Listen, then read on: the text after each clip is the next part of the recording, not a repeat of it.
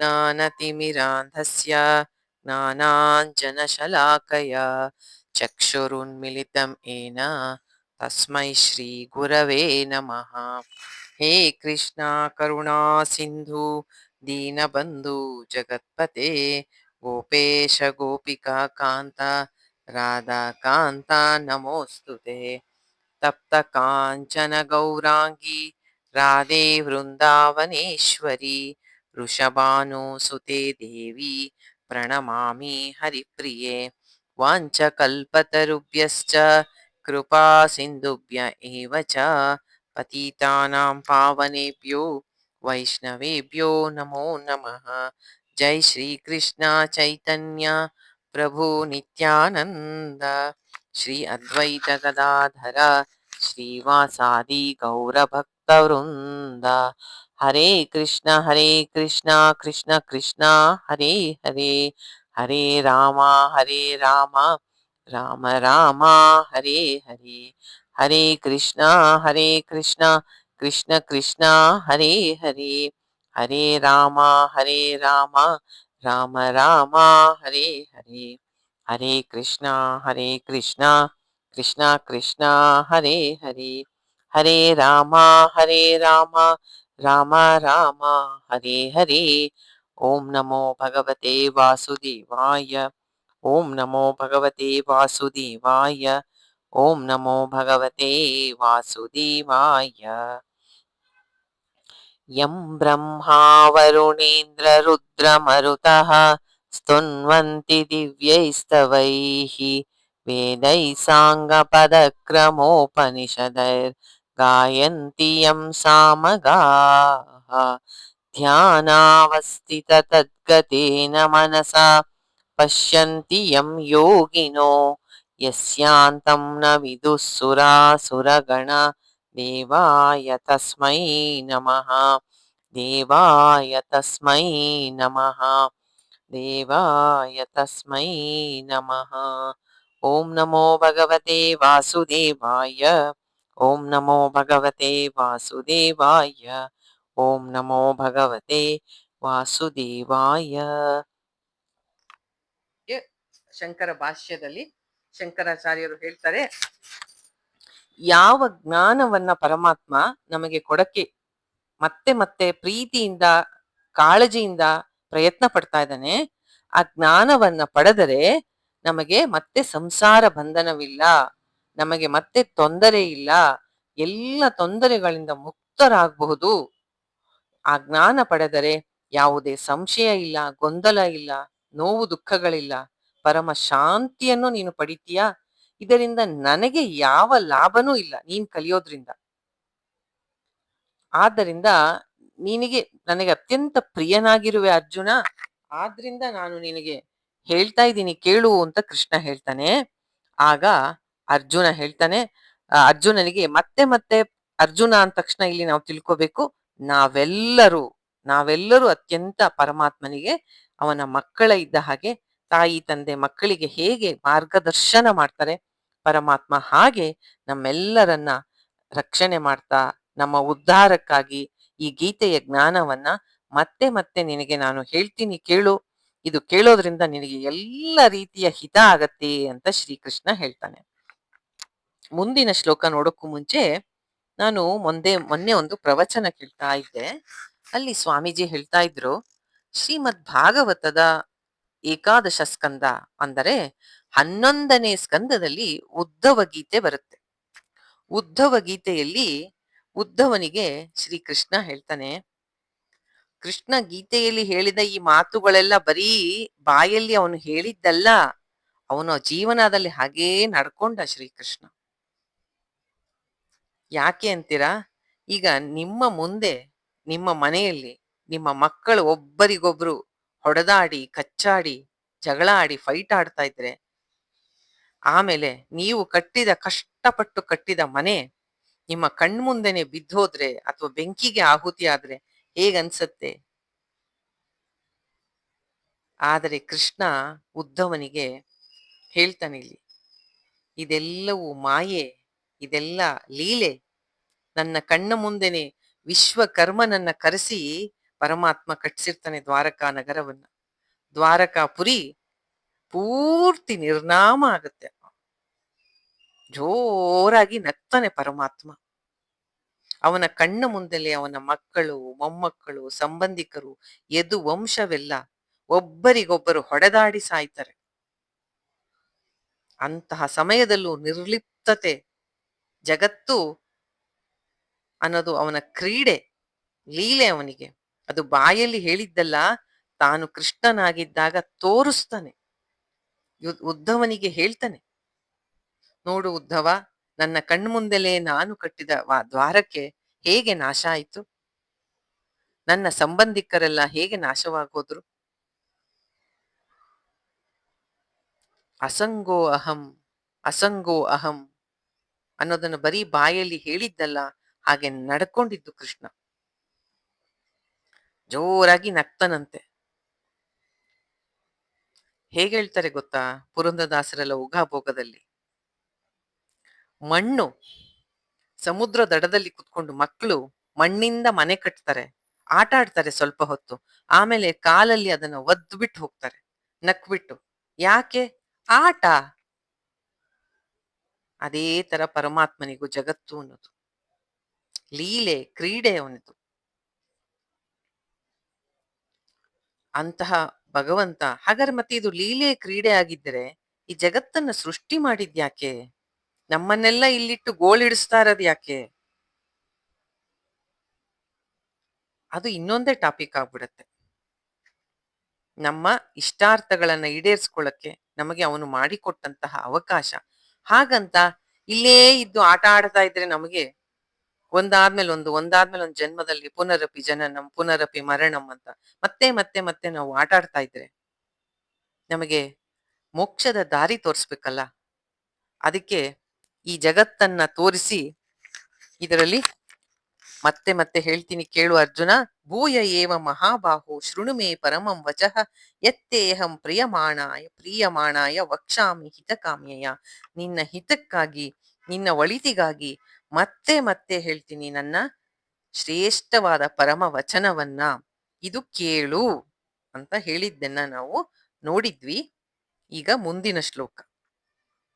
ನಮೇ ವಿದುಹು ಸುರಾಗಣಾಃ ಪ್ರಭವಃ ನ ಮಹರ್ಷಯಃ ಅಹಂ ಆದಿರ್ಹಿ ದೇವಾನಾಂ ಮಹರ್ಷೀಣಾಂ ಚ ಸರ್ವಶಃ. ಕೃಷ್ಣ ಇಲ್ಲಿ ಹೇಳ್ತಾನೆ, ನನ್ನ ನಮೇ ವಿದುಹು ಸುರಾಗಣ, ನನ್ನನ್ನ ಯಾರು ಅರಿಯರು. ನಮೇ ವಿದುಹು ಅಂದ್ರೆ ನನ್ನನ್ನ ಯಾರು ತಿಳಿಯರು, ಅರಿಯರು. ಸುರಾಗಣಾಹ ಅಂದ್ರೆ ದೇವತೆಗಳು, ಋಷಿಗಳು, ಯಾರಿಗೂ ನಾನು ಯಾರು ಅನ್ನೋದು ಸರಿಯಾಗಿ ತತ್ವತಃ ತಿಳಿದಿಲ್ಲ.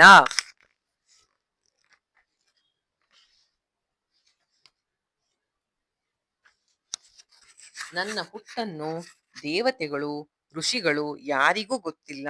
ಯಾಕೆ ಅಂದ್ರೆ ಅಹಂ ಆದಿ, ನಾನು ಎಲ್ಲರಿಗೂ ಆದಿಯಾಗಿದ್ದೇನೆ, ಮೂಲ ಕಾರಣನಾಗಿದ್ದೀನಿ.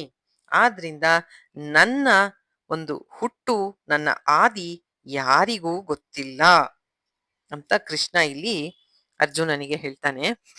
ಅಂದ್ರೆ ಎಲ್ಲವೂ ಅವನಿಂದ ಬರುತ್ತೆ, ಅವನಿಂದ ಸೃಷ್ಟಿಯಾಗತ್ತೆ, ಅವನಿಗೆ ಯಾವುದು ಮೂಲ ಇಲ್ಲ. ಆದ್ರಿಂದ ಕೃಷ್ಣನ ಒಂದು ತತ್ವತಃ ನಾವು ತಿಳಿಬೇಕು. ವಿಭೂತಿ ಯೋಗ ಅಂದ್ರೆ ಏನ್ ಹೇಳ್ದೆ ನಾನು? ವಿವಿಧಾ ಭವತಿ ವಿಭೂತಿಹಿ ಅಲ್ವಾ?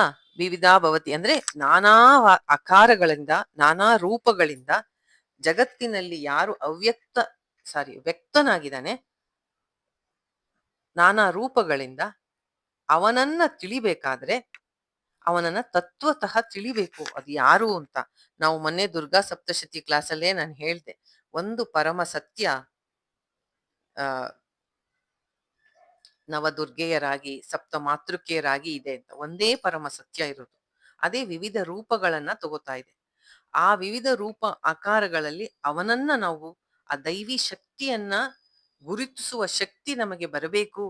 ಜಗತ್ತಿನ ಒಳಹೊರಗೂ ತುಂಬಿರುವ ಆ ಪರಮಾತ್ಮ ಶಕ್ತಿಯನ್ನ ನಾವು ಗುರುತಿಸ್ಬೇಕು ಅನ್ನೋದು ಒಂದೇ ಉದ್ದೇಶದಿಂದ ಈ ವಿಭೂತಿ ಯೋಗವನ್ನ ಕೃಷ್ಣ ಹೇಳ್ತಾ ಇರೋದು. ಆದ್ರಿಂದ ಅರ್ಜುನನಿಗೆ ನಿನಗೆ ಮತ್ತೆ ಮತ್ತೆ ಹೇಳ್ತೀನಿ, ನನ್ನನ್ನ ಸರಿಯಾಗಿ ದೃಷ್ಟಿಸಿ ನೋಡು, ತತ್ವತಃ ತಿಳಿ, ಎಲ್ಲದಲ್ಲಿ ಇರ್ತಕ್ಕಂತಹ ನನ್ನನ್ನ ಅರ್ಥ ಮಾಡ್ಕೋ ನೀನು ಅಂತ ಹೇಳ್ತಾ ಇದ್ದಾನೆ ಕೃಷ್ಣ. ನಾವೆಲ್ಲರೂ ಅವನಿಗೆ ಮಕ್ಕಳ ಹಾಗೆ.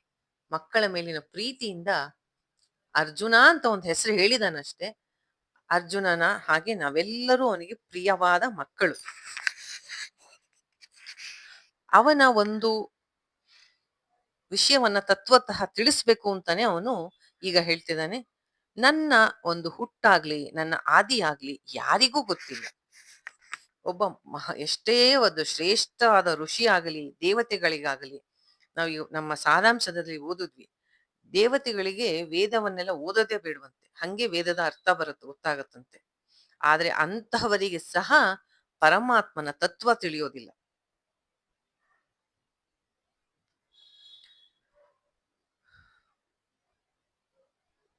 ಅವರೆಲ್ಲ ದೇವತೆಗಳಾಗ್ಲಿ ಋಷಿಗಳಾಗ್ಲಿ ನನ್ನಿಂದ ಬಂದಂತವರು. ನನ್ನಿಂದ ಅವರೆಲ್ಲ ಸೃಷ್ಟಿಯಾಗಿರೋದ್ರಿಂದ ಅವರಿಗೆ ನಾನು ಯಾರು ಅಂತ ಗೊತ್ತಿಲ್ಲ.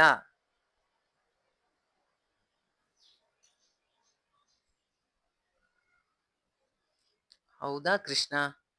ದೇವತೆಗಳಿಗೂ ನೀನ್ ಯಾರು ಅಂತ ಗೊತ್ತಿಲ್ಲ, ಋಷಿಗಳಿಗೂ ನೀನ್ ಯಾರು ಅಂತ ಗೊತ್ತಿಲ್ಲ. ಮತ್ತೆ ನಿನ್ನನ್ನ ತಿಳಿಯೋದ್ ಹೇಗೆ? ತತ್ವತಃ ತಿಳ್ಕೋ ಅಂತೀಯ, ಮತ್ತೆ ನಾನು ಯಾರಿಗೂ ಗೊತ್ತಿಲ್ಲ ಅಂತೀಯ. ನಿನ್ನನ್ನ ತಿಳಿಯೋದ್ ಹೇಗೆ?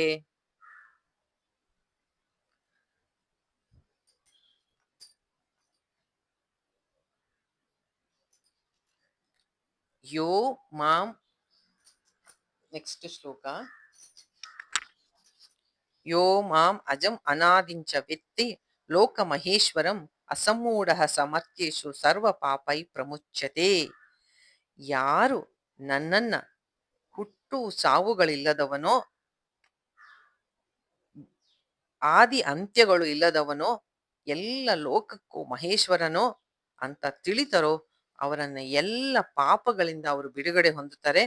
ಮತ್ತೆ ಅವರಿಗೆ ಎಂದೂ ಮೋಢ ಅಂದ್ರೆ ಅವರಲ್ಲಿ ಎಂದೂನು ಅಜ್ಞಾನ ಇರೋದಿಲ್ಲ ಅಂತ ಹೇಳ್ತಾನೆ. ಅಲ್ಲ ಕೃಷ್ಣ, ನೀನು ತಿಳ್ಕೊ ಅಂತೀಯ, ತಿಳ್ಕೊಳಕ್ ಆಗಲ್ಲ ಅಂತೀಯ, ಹೇಗ್ ತಿಳ್ಕೊಬೇಕು?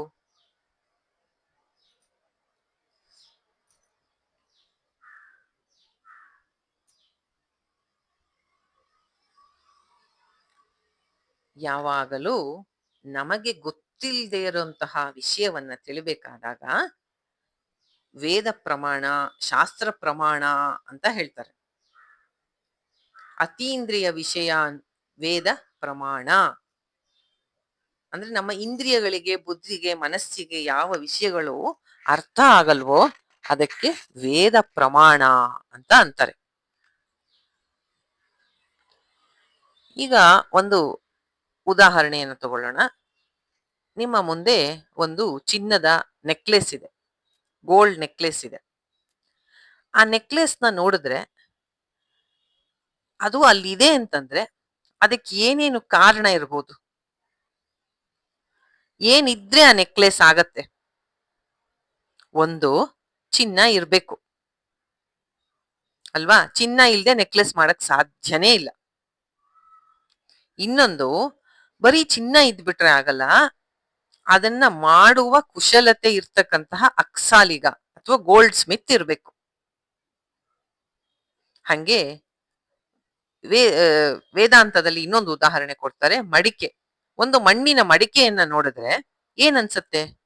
ಮಣ್ಣಿರ್ಬೇಕು, ಜೇಡಿ ಮಣ್ಣಿರ್ಬೇಕು, ಅದನ್ನು ಮಾಡುವಂತಹ ಕುಂಬಾರ ಇರ್ಬೇಕು.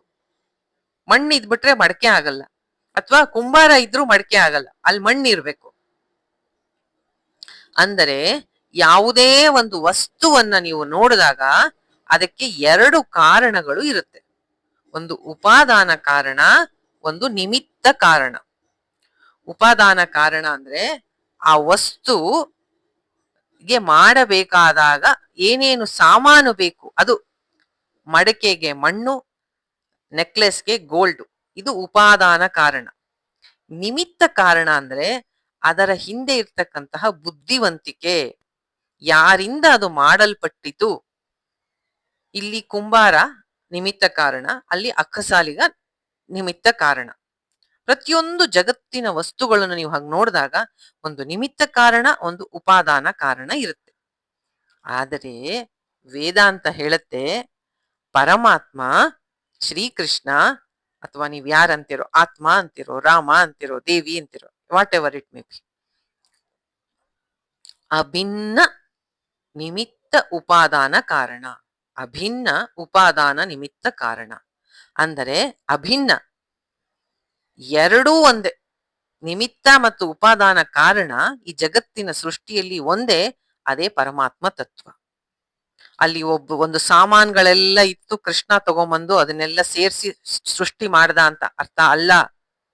ಅಥವಾ ಎಲ್ಲ ಸಾಮಾನು ಇತ್ತು, ತನಕ್ ತಾನಾಗಿ ಆ ಸೃಷ್ಟಿ ಆಯ್ತು, ಆ ತರ ಅಲ್ಲ.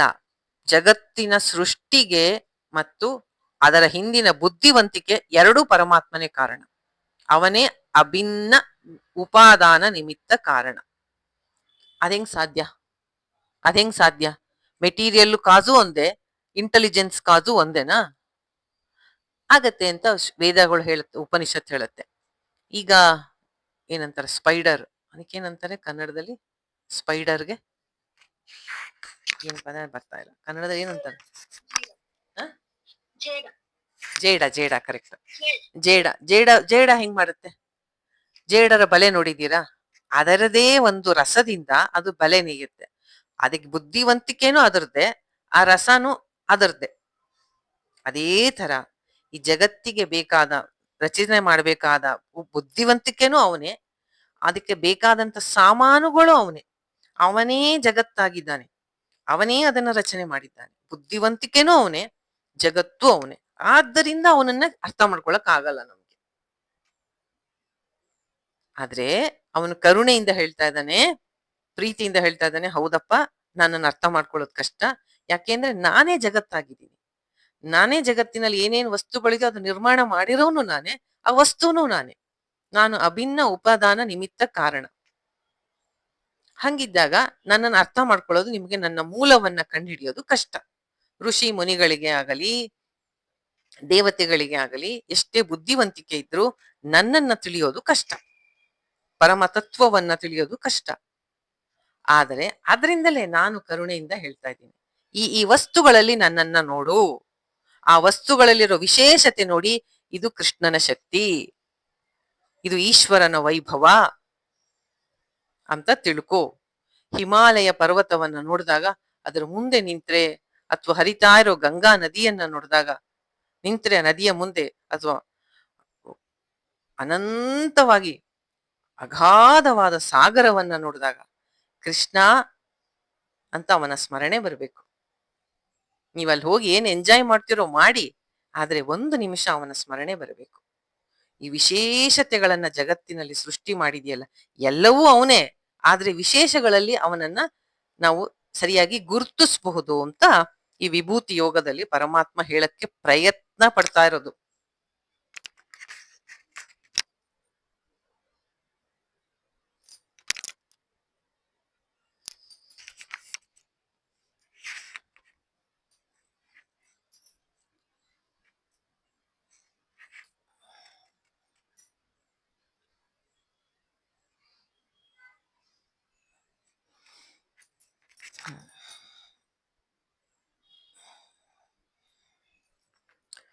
ಸೊ ಜಗತ್ತಿನ ಸೃಷ್ಟಿಗೆ ಮತ್ತೆ ಅದಕ್ಕೆ ಬೇಕಾದ ಬುದ್ಧಿವಂತಿಕೆನೂ ಅವನೇ, ಸಾಮಾನು ಅವನೇ.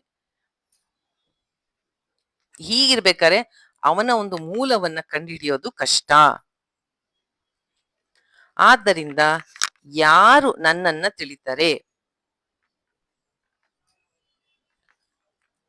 ಯಾರಿಗೆ ನನ್ನನ್ನು ತಿಳಿಯುವಂತಹ ಅರ್ಹತೆ ಇದೆ,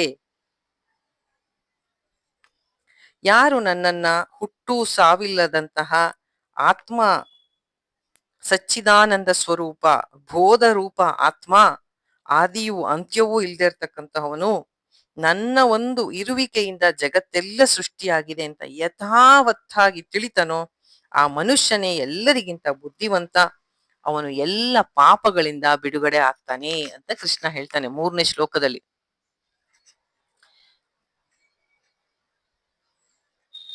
ಅಂತಹವನು ಎಲ್ಲ ಸಂಶಯಗಳಿಂದ, ಮೋಹದಿಂದ ಬಿಡುಗಡೆ ಆಗ್ತಾನೆ.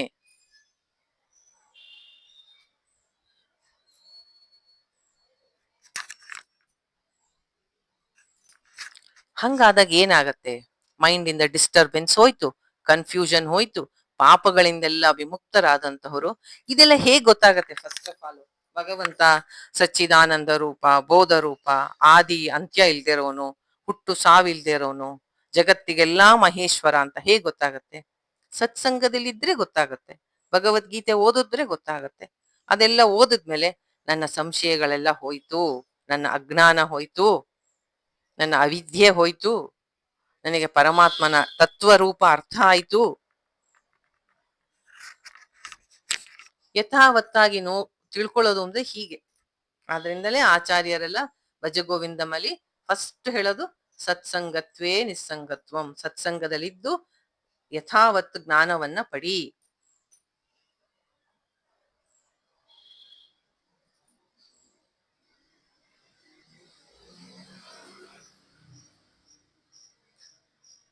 ಈಗೇನೇನು ಕೃಷ್ಣ ಇಲ್ಲಿ ಹೇಳ್ದ, ಅಜ, ಅನಾದಿ, ಲೋಕ ಮಹೇಶ್ವರ, ಎಲ್ಲ ಆತ್ಮವನ್ನ ಪಾಯಿಂಟ್ ಮಾಡಿ ಹೇಳ್ತಾ ಇರೋದು.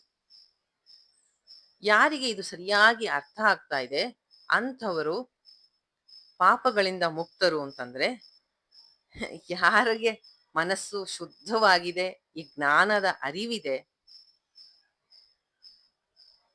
ಅವರು ಪಾಪಗಳಿಂದ ಮುಕ್ತರಾಗಿರ್ಲೇಬೇಕು. ಎಲ್ಲ ಸಂಶಯಗಳಿಲ್ಲ, ಯಾವುದೇ ಗೊಂದಲಗಳಿಲ್ಲ, ಶಾಂತವಾಗಿದೆ ಮನಸ್ಸು. ಅಂತಹ ಮನಸ್ಸೇ ಪರಮ ತತ್ವವನ್ನು ತಿಳ್ಕೊಳ್ಳಕ್ಕೆ ಸೂಕ್ತವಾದದ್ದು. ನಾವು ತುಂಬಾ ಸತಿ ಇದು ಡಿಸ್ಕಸ್ ಮಾಡಿದೀವಿ. ಉಲ್ಟಾ ಪಲ್ಟಾ ಎರಡನ್ನೂ ಡಿಸ್ಕಷನ್ ಮಾಡ್ತಿದೀವಿ ಅಷ್ಟೇ. ಮೊದಲನೇ ಹೆಜ್ಜೆ ಸರಿಯಾಗಿ ತಿಳ್ಕೊಳ್ಳೋಣ. ಯಾರ ಮನಸ್ಸಿನಲ್ಲಿ ಗೊಂದಲ ಇಲ್ಲ, ಯಾರ ಮನಸ್ಸು ಶಾಂತವಾಗಿದೆ, ಯಾರು ಈ ಜ್ಞಾನಕ್ಕಾಗಿ ಆಸೆ ಪಡ್ತಾ ಇದ್ದಾನೆ, ಅಂತಹವನಿಗೆ ಈ ತತ್ವ ಯಥಾವತ್ತಾಗಿ ಸರಿಯಾದ ರೀತಿಯಲ್ಲಿ ಅರ್ಥ ಆಗಿಯೇ ಆಗತ್ತೆ. ಏನಂತ ಅರ್ಥ ಆಗತ್ತೆ? ಶ್ರೀಕೃಷ್ಣ ಸಚ್ಚಿದಾನಂದ ಸ್ವರೂಪ, ಆತ್ಮರೂಪ. ಅವನು ಎಲ್ಲರಲ್ಲೂ ಒಳ ಹೊರಗೂ ತುಂಬಿದಾನೆ, ಸದಾ ಇದ್ದಾನೆ. ಕೃಷ್ಣ ಜನ್ಮಾಷ್ಟಮಿ ದಿನ ಮಾತ್ರ ಜನ್ಮೋತ್ಸವ ಮಾಡೋದಲ್ಲ, ಎಲ್ಲರ ಹೃದಯದಲ್ಲೂ ಇದ್ದಾನೆ. ಸದಾ ಇರೋ ಆ ಪರಮಾತ್ಮ ತತ್ವವನ್ನ ಯಾರು ಬೇಕಾದರೂ ಯಾವ ನಿಮಿಷದಲ್ಲಿ ಬೇಕಾದ್ರೂ ತಿಳ್ಕೋಬಹುದು. ಹಾಗೆ ತಿಳ್ಕೊಂಡವನು ಪಾಪಗಳಿಂದ ಮುಕ್ತನಾಗ್ತಾನೆ. ಅಂದ್ರೆ ಪಾಪಗಳಿಂದ ಮುಕ್ತರಾದವರೇ ಮನಸ್ಸು ಶಾಂತವಾಗಿ ಇಟ್ಕೋತಾರೆ, ಅಂಥವರೇ ಭಗವಂತನ ಸ್ಮರಣೆಯಲ್ಲಿ ಸದಾ ಇರ್ತಾರೆ. ಎರಡೂ ಒಂದೇ ಅರ್ಥ. ಯಾರಿಗೆ ಈ ಭಗವತ್ ರೂಪದ ಯಥಾವತ್ ಜ್ಞಾನ ಆಗಿದೆ ಅಂಥವರು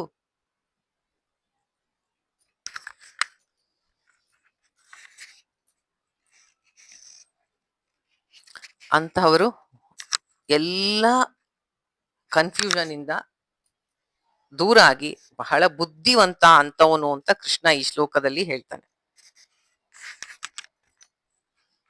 ಅಂತಹವರು ಎಲ್ಲ ದುಃಖಗಳಿಂದ, ಸಂಕಟಗಳಿಂದ ಬಿಡುಗಡೆ ಹೊಂದುತ್ತಾರೆ. ಎಷ್ಟು ಸಿಂಪಲ್ ಅಲ್ವಾ? ಪರಮ ತತ್ವವನ್ನ ತಿಳಿದ್ರೆ ದುಃಖ ನೋವುಗಳಿಂದ ನಮಗೆ ಬಿಡುಗಡೆ.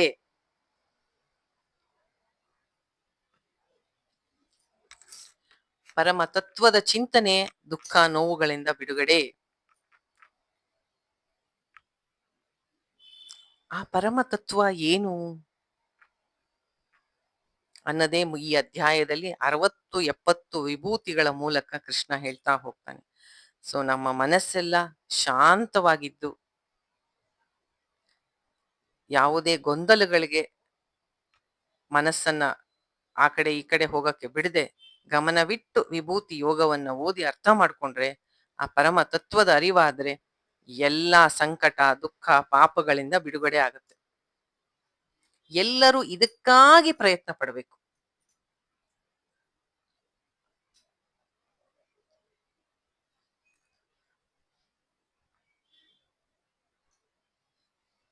ರಮಣ ಮಹರ್ಷಿಗಳ ಹತ್ರ ಒಬ್ಬ ಶಿಷ್ಯ ಅಂತ ಹೇಳಕ್ಕಾಗಲ್ಲ, ಡಿವೋಟಿ ಅಂತ ಅವನು ಬರ್ತಾ ಇದ್ನಂತ, ನನ್ಗೆ ಪರಮ ತತ್ವ ತಿಳಿಸ್ಕೊಡಿ, ಪರಮ ತತ್ವ ತಿಳಿಸ್ಕೊಡಿ ಅಂತ. ಆಮೇಲೆ ಅವರು ಆತ್ಮ ವಿಚಾರ ಮಾಡಪ್ಪ ಅಂತಂದ್ರೆ ಅದು ಮಾಡೋದು ಬಿಟ್ಬಿಟ್ಟು ಆ ಎಲ್ಲೋ ಅದು ಇದು ಇರುತ್ತಲ್ಲ ಅರುಣಾಚಲ ಬೆಟ್ಟ, ಅದ್ರ ಮೇಲೆ ಹೋಗಿ ನಿಂತ್ಕೊಂಡು ಅಲ್ಲಿ ಬಿಸ್ಲಲ್ಲಿ ನಿಂತ್ಕೊಂಡು ನಾನು ಧ್ಯಾನ ಮಾಡ್ತೀನಿ ಅಂತ ನಿಂತ್ಕೋತಾ ಇದ್ನಂತೆ. 2-3 ಸತಿ ರಮಣ ಮಹರ್ಷಿಗಳು ಅವನ ನೋಡಿದ್ರಂತೆ ವಾಕಿಂಗ್ ಹೋಗ್ತಾ. ಹೇಳಿದ್ರಂತೆ, ಈ ತರಹದ ದೇಹ ದಂಡನೆ ಅವಶ್ಯಕತೆ ಇಲ್ಲ. ನಿಮ್ಗೆಲ್ಲ ಗೊತ್ತಿದೆ, ನೋಡಿದಿರ ತಿರುವಣ್ಣಾಮಲೆ ಹೆಂಗೆ ಬಿಸಿಲು ಅಲ್ಲಿ ಅಂತ. ಆ ಬಿಸಿಲಲ್ಲಿ, ತುಂಬಾ ಬಿಸಿಲಲ್ಲಿ, ಆ ಬಿಸಿಲಲ್ಲಿ ಹೋಗಿ ಹೋಗಿ ಮೇಲೆ ನಿಂತ್ಕೋತಾ ಇದ್ನಂತೆ. 2-3 ಸತಿ ಅವನಿಗೆ ಹೇಳಿದ್ರಂತವ್ರು, ಅದು ಅವಶ್ಯಕತೆ ಇಲ್ಲ. ಆತ್ಮ ವಿಚಾರ ಮಾಡು. ಸಂಶಯಗಳು ಕಳ್ಕೋಬೇಕಾ, ದುಃಖ ಕಳ್ಕೋಬೇಕಾ, ಸಂಕಟ ಕಳ್ಕೋಬೇಕಾ, ಪಾಪ ಕಳಿಬೇಕಾ, ಆತ್ಮ ವಿಚಾರ ಮಾಡು. ಏನಂತ ಈಗ ಓದುದ್ವಲ್ಲ, ಅನಾದಿ ಅಜ ಲೋಕ ಮಹೇಶ್ವರ, ಆ ಆತ್ಮ ಯಾರು ಅಂತ ಚಿಂತನೆ ಮಾಡು ಅಂತಿದ್ರಂತೆ. ಅವನ್ ಕೇಳ್ತಾ ಇರ್ಲಿಲ್ಲ. ಒಂದು ದಿನ ಅದೆಲ್ಲ ಬಿಸ್ತಲ್ಲಿ ನಿಂತು ಬಂದ ಒಳಗಡೆ, ಇವರು ಕೂತಿದ್ರು ಧ್ಯಾನಸ್ಥರಾಗಿ. ಅವ್ರು ಯಾವಾಗ್ಲೂ ಸಮಾಧಿ ಸ್ಥಿತಿಯಲ್ಲೇ ಇರ್ತಿದ್ರು. ಆಗ ಒಂದು ಪುಟ್ಟ ಅಳಿಲ್ ಬಂತಂತೆ. ಅಳಿಲ್ ಅಂದ್ರೆ ಗೊತ್ತಾ ನಿಮ್ಗೆ? ಸ್ಕ್ವಿರಿಲ್ ಅಂತಾರೆ ಇಂಗ್ಲಿಷ್ ಅಲ್ಲಿ. ಅದ್ ಬಂತಂತೆ. ಅವನು ಭಗವಾನ್ ಭಗವಾನ್, ಅದಕ್ಕೆ ನೀರ್ ಬೇಕಾಗಿದೆ, ಬಾಯಾರಿಕೆ ಆಗಿದೆ, ಅದಕ್ಕೆ ಬಂದಿದೆ, ನೀರ್ ಕೊಡಿ ಅಂತ. ರಮಣ ಮಹರ್ಷಿಗಳು ಸುಮ್ನೆ ನೋಡಿದ್ರಂತ ಹಿಂಗ ಅವನನ್ನ. ಒಂದ್ 5 ನಿಮಿಷ ನೋಡ್ಬಿಟ್ಟು ಮತ್ತೆ ಹೇಳದ್ನಂತೆ, ಭಗವಾನ್ ಭಗವಾನ್, ಅದಕ್ಕೆ ನೀರ್ ಬೇಕಾಗಿದೆ, ಅಳಿಲಿಗೆ ಬಾಯಾರಿಕೆ ಆಗ್ಬಿಟ್ಟಿದೆ, ನೀರ್ ಕೊಡಿ ಅಂತ. ಅದಕ್ಕಲ್ಲ, ನಿನಗ್ ಬೇಕಾಗಿದೆ, ಎದ್ದೋಗಿ ನೀರ್ ಕುಡಿ ಅಂದ್ರಂತ. ಅದಕ್ಕೆ ನನಗೆ ಬಾಯಾರಿಕೆ ಆಗಿದೆ ಅನ್ನಂತವನು. ಅದಕ್ಕೆ ಅವ್ರು ಹೇಳಿದ್ರಂತೆ, ಹೇಳ್ತಾ ಇಲ್ವಾ ನಿನ್ಗೆ, ಬಿಸಿಲಲ್ಲಿ ಹೋಗಿ ಹೋಗಿ ಅಲ್ಲಿ ನಿಂತ್ಕೋಬೇಡ, ಆ ತರ ಧ್ಯಾನ ಮಾಡಕ್ಕೆ ಪ್ರಯೋಜನ ಇಲ್ಲ. ಮನಸ್ಸನ್ನ ಒಳಗೆ ತಗೋ, ಆತ್ಮ ವಿಚಾರ ಮಾಡು ಅಂದ್ರೆ ಅದೇನೋ ಹೋಗಿ ಬಿಸಿಲಲ್ಲಿ ನಿಂತ್ಕೋತಿಯಲ್ಲ, ಹಾಗೆ ಏನ್ ಪ್ರಯೋಜನ ಆ ತರ ಮಾಡೋದ್ರಿಂದ ಅಂತ. ಆಗ ಅವನ್ ಹೇಳದ್ನಂತೆ, ನಾನಾ ಮಾಡ್ತೀನಿ, ನನ್ನ ಒಳಗ್ ನಿಂತು ನೀವೇ ಮಾಡಿಸ್ತಾ ಇರೋದು. ನೀವೇ ನನ್ನ ಒಳಗಡೆ ನಿಂತ್ಕೊಂಡು ಆತರ ಇನ್ಸ್ಪಿರೇಷನ್ ಮಾಡ್ತೀರಾ ನಂಗೆ. ನೀನ್ ಹೋಗು, ಬಿಸಿಲಲ್ಲಿ ನಿಂತ್ಕೊಂಡು ಧ್ಯಾನ ಮಾಡು ಅಂತ ನೀವೇ ಎಲ್ಲ ಮಾಡಿಸ್ಬಿಟ್ಟು ಮತ್ತೆ ನೀನೇ ಯಾಕೆ ಮಾಡ್ತೀಯ ಅಂತ ನೀವೇ ಹೇಳೋದು ಅಂತ ಅನ್ನಂತೆ. ಅದಕ್ಕೆ ರಮಣ ಮಹರ್ಷಿಗಳು ಒಂದ್ ಮಾತಂದ್ರಂತೆ, ಆಯ್ತಪ್ಪ, ನಿನಗೂ ನಿಮ್ ತಮ್ಮ ಇದಾನಲ್ಲ ದುರ್ಯೋಧನ, ಇಬ್ರಿಗೂ ಯಾರು ಬುದ್ಧಿ ಹೇಳಕ್ಕಾಗಲ್ಲ ಅಂದ್ಬಿಟ್ಟು ನಿಲ್ಸ್ಬಿಟ್ರಂತೆ. ದುರ್ಯೋಧನನು ಹಂಗೆ ಅಲ್ವಾ, ಕೃಷ್ಣನೇ ಬಂದು ಶಾಂತಿ ಸಂಧಾನ ಮಾಡಿದ್ರು ಕೃಷ್ಣ ಯಾರೂ ಅನ್ನೋ ಅರಿವಿಲ್ದೆ ಎಷ್ಟು ಅಸಭ್ಯವಾಗಿ ಅಧರ್ಮವಾಗಿ ನಡ್ಕೋತಾನಲ್ವಾ. ಅದೇ ತರ ಎಂತಹ ಋಷಿ ಮುನಿಗಳಿಗೆ ಆಗಲಿ ಪರಮಾತ್ಮನ ಆದಿ ಅಂತ್ಯ ಗೊತ್ತಿಲ್ಲ ಅಂದ್ರೆ ನಮ್ಮಂತ ಸಾಮಾನ್ಯರಿಗೆ ಅದು ತಿಳಿಬಡಿಸ್ಬೇಕಲ್ವಾ. ಆತರ ಆದ್ರಿಂದ ಈ ವಿಭೂತಿ ಯೋಗ ಅನ್ನೋದು ಇರೋದು. ಆದ್ರಿಂದ ಮೊದಲೇ ಹೇಳ್ಬಿಟ್ಟ ಕೃಷ್ಣ, ಯಾವ ದೇವತೆಗಳಿಗೂ ಋಷಿಗಳಿಗೂ ನನ್ನ ಮೂಲ ಗೊತ್ತಿಲ್ಲ, ಆದರೆ ಎಲ್ಲದಕ್ಕೂ ಅಭಿನ್ನ ಉಪಾದಾನ ನಿಮಿತ್ತ ಕಾರಣ ನಾನು. ನನ್ನನ್ನ ಹುಟ್ಟು ಸಾವುಗಳಿಲ್ದೇ ಇರೋನು ಅಂತ ತಿಳಿ, ಲೋಕಕ್ಕೆಲ್ಲ ಮಹೇಶ್ವರ ಅಂತ ತಿಳಿ, ನನ್ನನ್ನ ಅನಾದಿ ಆದಿ ಅಂತ್ಯ ಇಲ್ಲದವನು ಅಂತ ತಿಳಿ, ಯಥಾವತ್ತಾಗಿ ನನ್ನ ತತ್ವವನ್ನ ತಿಳ್ಕೊ, ಎಲ್ಲ ಪಾಪಗಳಿಂದ ಮುಕ್ತನಾಗ್ತೀಯ. ಸುಮ್ನೆ ಏನೋ ಕಷ್ಟಪಡೋದಲ್ಲ, ಏನೋ ದೇಹ ದಂಡನೆ ಮಾಡೋದಲ್ಲ, ಈ ರೀತಿಯಾಗಿ ವಿಚಾರ ಮಾಡು ಅಂತ ಕೃಷ್ಣ.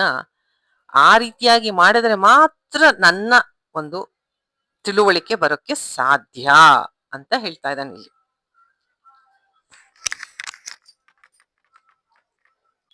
ಶುದ್ಧವಾದ ಮನಸ್ಸಿಗೆ ಈ ಜ್ಞಾನ ಹಿಡಿದ್ ಬಿಡತ್ತೆ, ಅರ್ಥ ಆಗ್ಬಿಡತ್ತೆ. ಅಂದ್ರೆ ಏನ್ ಅರ್ಥ? ಶುದ್ಧವಾದ ಮನಸ್ಸು ಅಂದ್ರೆ ಏನು ಫಸ್ಟ್ ಹೇಳಿ. ಮನಸ್ಸು ಕುಣಿತನೇ ಇರುತ್ತೆ. ಅದನ್ನ ಶಾಂತವಾಗಿ ಮಾಡ್ಕೊಳ್ಳೋದು ಬೇರೆ ಯಾರ ಕೈಲೂ ಇಲ್ಲ, ನಿಮ್ಮ ಕೈಲೇ ಇದೆ ಅದು. ನಿಮ್ ಕೈಲೇ ಇದೆ ಅದು, ಬೇರೆ ಯಾರೋ ಮಾಡಕ್ಕಾಗಲ್ಲ. ಶಾಂತಿ ಕೊಡಪ್ಪ, ನೆಮ್ಮದಿ ಕೊಡಪ್ಪ ಅಂತ ದೇವ್ರನ್ನ ಕೇಳ್ಕೊತೀವಿ. ಸ್ವಾಮಿ ಬ್ರಹ್ಮಾನಂದಜಿ ತುಂಬಾ ಸತಿ ಹೇಳ್ತಾರೆ ಇದನ್ನ, ಯಾರು ಕೊಡಕ್ಕಾಗಲ್ಲ ಶಾಂತಿ ಸಮಾಧಾನನ, ನಿಮಗ್ ನೀವೇ ತಂದ್ಕೋಬೇಕು. ಯಾವಾಗ ಮನಸ್ಸು ಶಾಂತವಾಗಿದೆ, ಹೆಚ್ಚು ಕುಣಿತಾ ಇಲ್ಲ ಅದು, ಸಮಾಧಾನವಾಗಿದೆ, ಆಗ ಸಾಧನೆ, ಸತ್ಸಂಗ, ಶಾಂತಿ, ಸಮಾಧಾನ ಎಲ್ಲ ಸಾಧ್ಯ. ಯಾವಾಗ ನೀವು ಸತ್ಸಂಗದಲ್ಲಿ ಇದ್ದೀರಾ, ಮನಸ್ಸು ಶಾಂತವಾಗಿದ್ರೆ ಹೇಳಿದ ಪಾಠ ಒಳ್ಳೆ, ಈಗ ಡ್ರೈ ಆಗಿರೋಂಥ ಸ್ಪಾಂಜ್ ಮೇಲೆ ನೀರ್ ಮೇಲೆ ಇಟ್ರೆ ಹೆಂಗ್ ಹೀರ್ಕೊಂಡ್ಬಿಡುತ್ತೋ ಹಂಗೆ ಹೀರ್ಕೊಂಡ್ಬಿಡ್ತೀರ. ಹೆಂಗೆ ಕರೆಕ್ಟಾಗಿ ನೀವು ಜಾಮೂನ್ ಮಾಡಿದ್ರೆ ಜಾಮೂನ್ ತಗೊಂಡೋಗ ಸಿರಪ್ ಅಲ್ಲಿ ಹಾಕಿದ್ರೆ ಅದ್ ಹೆಂಗ್ ರಸ ಹೀರ್ಕೊಂಡು ಸಿಹಿ ಆಗ್ಬಿಡುತ್ತೋ ಹಂಗೆ ಜ್ಞಾನ, ಆತ್ಮ ಜ್ಞಾನವನ್ನ ಹಂಗೆ ಹೀರ್ಕೊಂಡ್ಬಿಡುತ್ತೆ ಮನಸ್ಸು. ಯಾವಾಗ ನಿಮ್ಮ ಮನಸ್ಸು ಶಾಂತವಾಗಿದ್ರೆ, ಶಾಂತವಾಗಿದ್ರೆ, ಸಮಾಧಾನದಿಂದಿದ್ರೆ, ಹೆಚ್ಚು ಆ ಯೋಚನೆಗಳಿಂದ ಹೊರ ಜಗತ್ತಿನಲ್ಲಿದ್ದು ಕುಣಿದೆ ಹೋದ್ರೆ ಅದು ತುಂಬಾ ಸೂಕ್ತವಾದ ಮನಸ್ಸು ಜ್ಞಾನಕ್ಕೆ. ಆ ಸೂಕ್ತವಾದ ಮನಸ್ಸೇ ಮುಖ್ಯ ಸಾಧನ ನಿಮ್ಮ ಎಲ್ಲ ಆಧ್ಯಾತ್ಮಿಕ ಜೀವನಕ್ಕೆ. ಆದ್ದರಿಂದ ಅದೇ ಒಂದು ದೊಡ್ಡ ತಪಸ್ಸು ನೀವು ಮಾಡ್ಬೇಕಾಗಿರೋದು. ಹೊರ ಜಗತ್ತಿನಲ್ಲಿ ಮನಸ್ಸನ್ನ ಹೊರಗೆ ಬಿಟ್ಟು ಕುಣಿಸ್ಬೇಡಿ ಆಚೆ ಕಡೆ ಜಾಸ್ತಿ. ಯಾರೋ ಜೊತೆ ಆರ್ಗ್ಯುಮೆಂಟ್ ಮಾಡಿ ಮೈಂಡಲ್ಲಿ ಅದನ್ನೇ ಹಾಕಿ ಬಾಂಡ್ಲೇಲಿ ಹಾಕಿ ಹುರಿದಂಗೆ ಅವ್ರು ಅವತ್ ಹಿಂಗಂದ್ರು ಇವತ್ ಹಿಂಗಂದ್ರು ಹಿಂಗ್ ಮಾಡಿದ್ರು ಅಂದ್ರೆ ಅದು ಥಾಟ್ಸ್ ಮಲ್ಟಿಪ್ಲೈ ಆಗ್ತಾ ಹೋಗುತ್ತೆ ಮೈಂಡಲ್ಲಿ. ನಾನೇ ಎಲ್ಲ ಮಾಡ್ಬೇಕು, ನಾನೇ ಇದ್ ಮಾಡ್ಬೇಕು, ಅವ್ರು ಹೀಗ್ ಹೇಳಿದ್ರು ಇವ್ರು ಹಿಂಗಂದ್ರು, ಸಾಕು ಸಾಕು ಸಾಕು ಅಂತ ನಿಲ್ಸಿ ಆ ಮನ್ಸನ್ನ. ನೀವೇ ಮಾಡ್ಬೇಕು ಅದನ್ನ. ಯಾರೋ ನದಿ ಹತ್ರ ಸ್ನಾನಕ್ಕೆ ಹೋದ್ನಂತೆ, ನೀರನ್ನ ಹಿಂಗ್ ಮುಟ್ಟೋದು ಹಿಂದೆ ಕುತ್ಕೊಳ್ಳೋದು, ನೀರನ್ನ ಹಿಂಗ್ ಮುಟ್ಟೋದು ಹಿಂದೆ ಕುತ್ಕೊಳ್ಳೋದು ಮಾಡ್ತಿದ್ನಂತೆ. ಯಾಕಪ್ಪ ಅಂತ ಕೇಳಿದ್ರೆ ನೀರ್ ತುಂಬಾ ತಣ್ಣಗಿದೆ ಮತ್ತೆ ಹರಿತಾ ಇದೆ, ಇದು ಯಾವಾಗ ಸೂರ್ಯನ ಇದ್ ಬಂದು ಚೆನ್ನಾಗಿ ಬಿಸಿ ಆಗಿ ಹರಿಯದ್ ನಿಲ್ಲತ್ತೋ ಆಗ ಸ್ನಾನ ಮಾಡ್ತೀನಿ ಅನ್ನಂತೆ. ಹಂಗಾಯ್ತು, ಮನಸ್ಸು ಶಾಂತ ಆಗ್ಲಿ ಆಮೇಲೆ ಸತ್ಸಂಗಕ್ಕೆ ಬರ್ತೀನಿ ನಾನು. ಯಾವತ್ತೂ ಆಗಲ್ಲ ಅದು. ನೀವೇ ಮಾಡ್ಕೋಬೇಕು ಅದನ್ನ. ಆ ಮನಸ್ಸನ್ನ ಹೊರಗೆ ಕುಣಿಸೋದನ್ನ ನೀವು ಬಿಡ್ಬೇಕು. ಹೊರಗಿನ ವಿಷಯ ಆದಷ್ಟು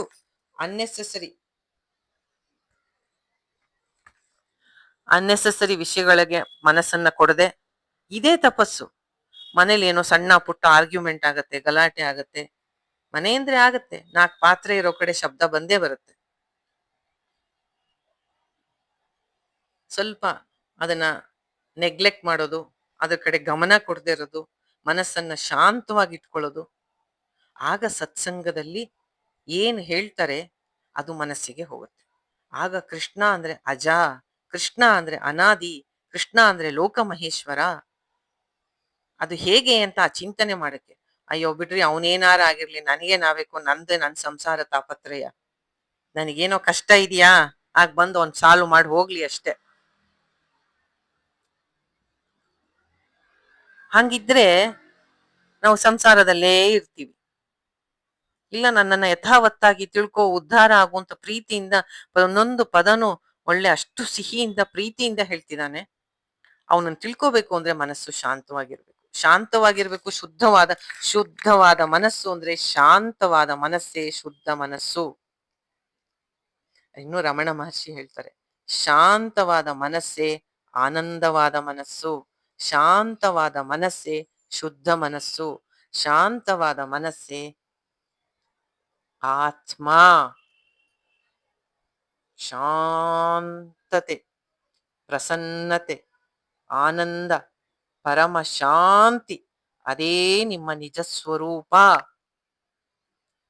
ಅದರಲ್ಲಿ ಇದ್ದರೆ ಜಗತ್ತೆಲ್ಲ ನಿಮಗೆ ಆ, ಸೃಷ್ಟಿಕರ್ತ ಎಲ್ಲ ಸತ್ಯವು ಸ್ಪಷ್ಟ ಆಗುತ್ತೆ.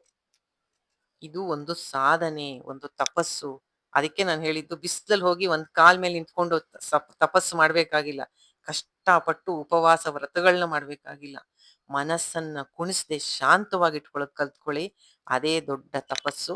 ಅದೇ ನಿಮ್ಮ ಜ್ಞಾನಕ್ಕೆ ತಳಹದಿ.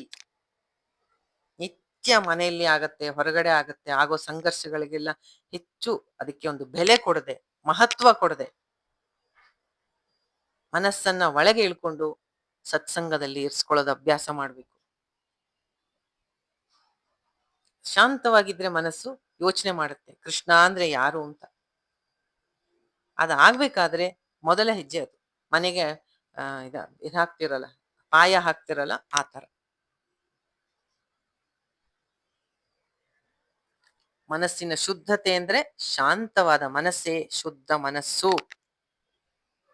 ಯಾವ ಮನಸ್ಸು ಕುಣಿತಾ ಇದೆ ಕೋಪದಿಂದ, ಕ್ರೋಧದಿಂದ, ಅಹಂಕಾರದಿಂದ, ಅದೇ ಅಶುದ್ಧ ಮನಸ್ಸು. ಇಲ್ಲ ಏನ್ ಮಾಡಿದ್ರು ಶಾಂತತೆ ಆಗ್ತಾ ಇಲ್ಲ ಅಂದ್ರೆ ಒಬ್ಬೊಬ್ಬರಿಗೆ ಒಂದೊಂದ್ ರೀತಿ ಆಗತ್ತೆ. ಒಬ್ರಿಗೆ ತನ್ನ ಕೆಲಸಗಳನ್ನ ಮಾಡ್ತಾ ಇದ್ದು ಇದು ಕೃಷ್ಣನ ಸೇವೆ ಅಂತ ಮಾಡ್ತಾ ಇದ್ರೆ ಕೆಲವ್ರಿಗಾಗತ್ತೆ. ಇನ್ ಕೆಲವ್ರಿಗೆ ಜಪ ಮಾಡಿದ್ರೆ ಆಗತ್ತೆ. ಇನ್ ಕೆಲವ್ರಿಗೆ ಪ್ರವಚನ ಕೇಳಿದ್ರೆ ಆಗತ್ತೆ. ಮನಸ್ಸು ಶಾಂತ ಆಗತ್ತೆ. ಇನ್ ಕೆಲವ್ರಿಗೆ ದೇವ್ರ ನಾಮ ಕೇಳಿದ್ರೆ ಆಗತ್ತೆ. ನಿಮಗೆ ಯಾವುದು ಸೂಕ್ತವೋ ಹಾಗೆ ಮಾಡ್ಕೊಂಡು ಮೈಂಡ್‌ನ ಕಾಮ್ ಮಾಡ್ಕೊಳ್ಳಿ. ದಿನಕ್ಕೆ ಒಂದು ಸ್ವಲ್ಪ ಹೊತ್ತಾದ್ರೂ ಮನಸ್ಸು ಶಾಂತವಾಗಿದ್ರೆ ಈ ಭಗವತ್ ಚಿಂತನೆ ಸಾಧ್ಯ ಆಗತ್ತೆ. ಇದು ಮಾಡ್ಲೇಬೇಕು ನೀವು ಮನುಷ್ಯರಾಗಿ ಹುಟ್ಟಿದ್ದಕ್ಕೆ. ದಿನದ ಒಂದು ಹೊತ್ತು ಇಟ್ಕೊಂಡು ಅದನ್ನೇ ಧ್ಯಾನ ಅನ್ನೋದು. ಸ್ವಲ್ಪ ಹೊತ್ತು ಪ್ರಯತ್ನ ಪಡ್ಬೇಕದಕ್ಕೆ. ಆಗಲ್ಲ ಒಂದೇ ಸತಿ.